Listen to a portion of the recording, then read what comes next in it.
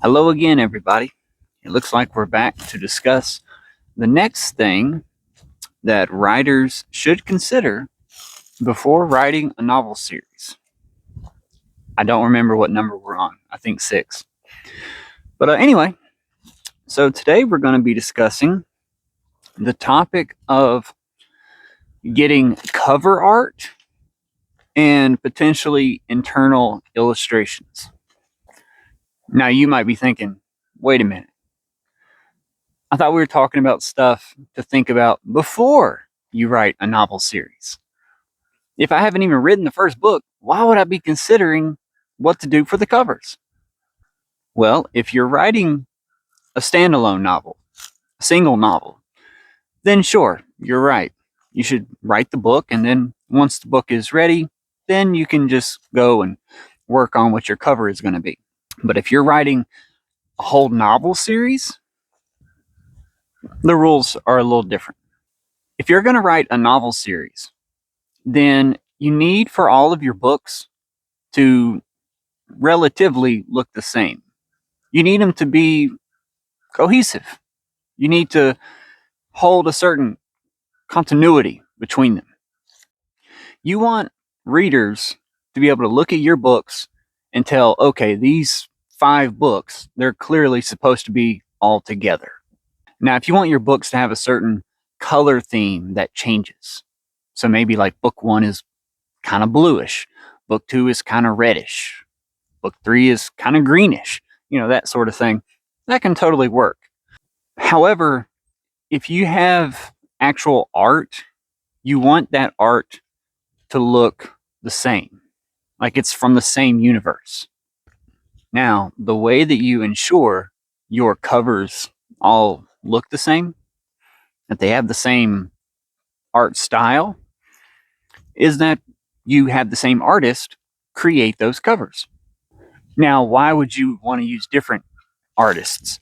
Well, you wouldn't. You would end up having to do it. And it's because you didn't plan ahead of time. And that's what we're talking about today.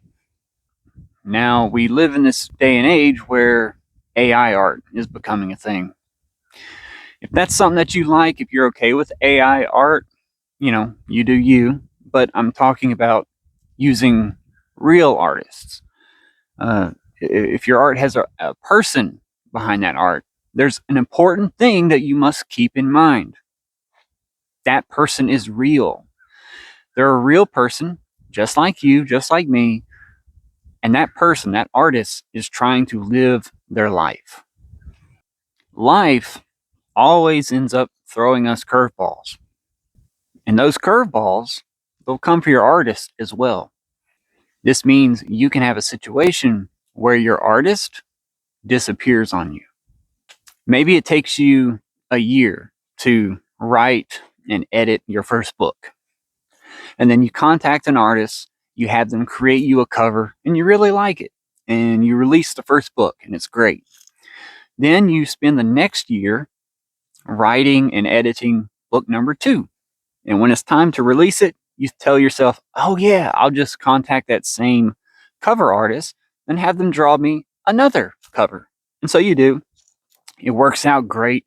Now you have 2 books, book 1 and book 2, and they look very similar. There's a cohesion between them, and it looks very professional. And you're very excited. And so you then get to work on book 3. It's a trilogy, so this is the big one. And then you spend a year writing that book and editing that book, and it's finally time to go ahead and get that cover art. And so you hit up your artist, and they don't respond. And you wait a few more months, and they don't respond. And you realize they're never going to respond. They're gone. Why would this happen? Life. You know, that artist is a person. And maybe art just isn't working out for them anymore. You know, after like 2 or 3 years, maybe they're just not paying the bills well with art, so they get a normal job. Maybe they don't have time to do art anymore. Maybe they got married. Maybe they have kids now. Maybe they moved to a new part of their country or to a new country. They ain't figured out the internet yet. Maybe they got in trouble and they're like literally in jail. They might be in prison for the next 10 years or some crazy thing. Who knows what they're doing in their life? Maybe they got health problems. They got injured. They can't do any drawing right now. Or maybe, unfortunately, they died. They're obviously not going to reach out to every person, every customer they've worked with in the past and say, "Oh, hey, just so you know, I'm sick and I'm probably going to die soon. So I won't be able to do any art for you guys anymore if you just so happen to have needed my services in the future." No, they're taking care of their life.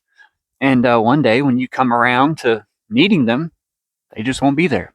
If this happens, then you will have book 1 and book 2 looking really good. And then suddenly you're going to have to change artists. You're going to have to go to somebody else and get book 3. And it's not going to look good. I'll use anime as an example. Imagine book 1 and book 2 looks like Dragon Ball Z. And then book 3 looks like Hunter x Hunter or something. The covers by themselves aren't bad, but when you put them together, they don't quite work together. And so you have 2 options. One, you can just use a new artist for book 3 or however many books you have left, and then they just don't match quite right. Or you dig a little deeper in your pocket, pull out some extra cash, and you pay the new artist to not only draw cover number 3, but you would have to then have them redraw covers 1 and 2, take those books down, change the cover over, and then like republish. That's just way too much of a headache. Don't do that. To be more specific, I'm just talking about the background cover.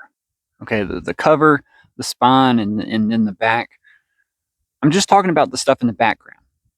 That's the stuff that you need to worry about before you start releasing these books, because the words, that can come later. You can get your art now and then later have someone else go in and put the words on those images. Put the title on the front, the blurb on the back, all that stuff.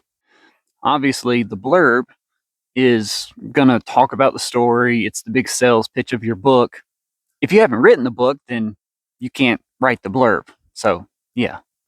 However, if let's say you want to have your main character on the cover, then you want to know what that character looks like. This kind of goes back to the other videos that I've made so far, which is the more that you plan, the better things will be for you. If you know generally what these books are going to be about, what your character looks like, that sort of thing, then you can use that information to influence your covers. I personally think that the cover of your book or books should be linked to the content in the books. Simply having a random cowboy guy on your cover, I don't think that's good if your story just so happens to sort of involve like the Wild West.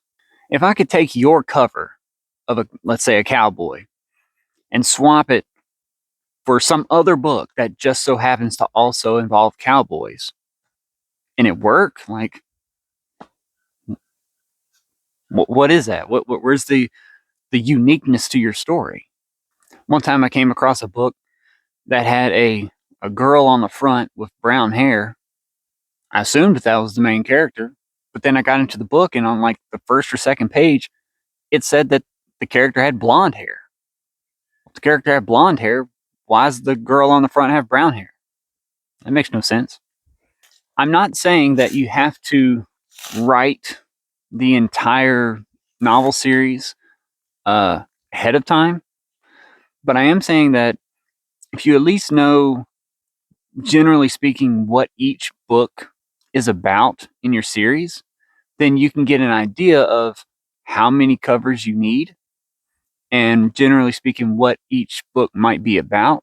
And then you can have those covers designed. And then once you have the background art Just set it aside. Set it aside for when you're ready. Heck, technically, you could get more art. Maybe you only have, maybe you only release 5 books, but you've got 10 pieces of art sitting aside. You've got options. You can kind of figure out which ones work best. Now, on the other side of things, you have to consider internal illustrations, the artwork inside the book. In this regard, you also want to make sure that you have the same artist doing these images. So first, let's talk about maps. So if you've got a fantasy world, then you're going to have these different kingdoms, or if you've got like a different universe, different realms, maybe it's like a sci-fi book. And in the sci-fi book, you've got different planets. Maybe you want maps of the planets, or you want like maps of, like, say, the galaxy, and it shows where the different solar systems are that your spaceships travel through space to different planet systems. It would look really good if all of these maps scattered throughout different books look the same, like they come from the same designer. It's almost like these different maps come from the same history book, or same scroll, or same digital archive, or whatever your story is about. So it's all cohesive. Now, one way you can get away with the difference is, like, let's say you've got a fantasy story. In book 1, we're talking about Kingdom 1. And so Kingdom 1 made their own map of their kingdom. Then in book 2, you introduce Kingdom number 2. And maybe Kingdom number 2, they're different people. They made their own map. And so the maps look different because they're made by different kingdoms. That's a subtle thing that can help bring your story to life. So that's okay. That's fine. But it's still good to, generally speaking, try to make it all look the same. Now, there's 2 different ways that you can depict characters in your book. One is a very more simple way. So let's say you've got your whole book, book 1, and in it there's just one picture. It shows your protagonist, and it's a simple. It could be just your character leaned up against a tree looking tough or something. Okay, that's pretty simple. It's just your character leaning against a tree. Maybe they do that at some point. It seems like something that they could do. So sure, just throw that image in, and that will allow your readers to know what the character looks like. And then that's all you need. It just shows them what they look like. Now the reader can better imagine what the character looks like when they're doing these different things, and hey, it all works out. If you do that, then it's pretty simple. You could have like one image per book or something, and then all you got to do is, if you got 5 books, then just have one artist draw all 5 images. Just sit down for 2 months or something, however long it takes for the artist to work, and just have them draw up all 5 images so the artwork all matches. Draw your protagonist, your sidekick, your antagonist, the wise mentor, whatever you're doing. And then you just set those images aside. And then as you start writing the books, you can put those images in the appropriate book and it'll all work out. If you decide to have an artist draw the character in book 1, and then you wait a year or 2 and write the next book, and then you reach out to them to draw another, maybe you want to have them draw your antagonist in book 2, maybe that artist has disappeared. Now you have to go to some other artist. And now the artwork in different books will look different. And it doesn't look like it's part of the same series. The bigger challenge you'll have is if you're a overachieving retard like myself. In my novels, I feature about, I guess on average, like 5, maybe 6 images per book. And these images are not just showing the character, they serve two functions. These images show what the characters look like, and they also display scenes in my story. This means I must know what is going on in those scenes before I have the images drawn. So let me give you an example. Let's say in your book, well, let's say you tell an artist, all right, I need a picture of a bear attacking a hunter. Okay? If that's it, if that's all you tell the artist, they're going to have to take some creative liberties. That artist is going to have to use his or her imagination to come up with what's going on, what the background is, what the time of day is. Maybe they come up with an image where it's like a sunny day and there's a big open field and there's a bear and it's chasing a man. And the man he's got his rifle in his hand. He's screaming, looking back, and he's maybe trying to run across like a creek or something. Okay, it's not a terrible image, I suppose. Cool. But then you put that image in your book. And in the book, in the text, you get something different. In the book, what the reader is actually reading is, it was at nighttime, and they were deep in the woods, surrounded by pine trees, and it was snowing, and the ground had a thick layer of white. Suddenly there was a sound, and the big bear burst from the trees and scratched the hunter across the face. His face is ripped open, there's blood, he's holding his face, he's scared, and his dog jumps up. There's a third character. The dog jumps up, and while the man is holding his face and he's reaching for his gun, the dog is barking at the bear and trying to defend his companion, to defend his owner. That image is very different from that other idea of it being a bright sunny day in a field and the guy's running across a creek. The image will not match the scene. And so readers are not going to like it. I understood this when I was writing my books. So what I did was I had to write all of my books so that I knew what characters and what scenes I specifically wanted to be drawn in detail. It also helps, even if you're not a good artist, I'm not a particularly good artist, but I at least drew out every image so that I could then take a picture with my phone of these images that I drew, these sketches, and I can give them to my artist as a reference, saying, this is the scene, this is the characters, what they look like, what the scenery is, the time of day, and here's my sketch. It basically looks like this. Make it look way better, more professional. Good luck. That goes so far with an artist because they really know what you, the customer, want. And their goal is to make you happy.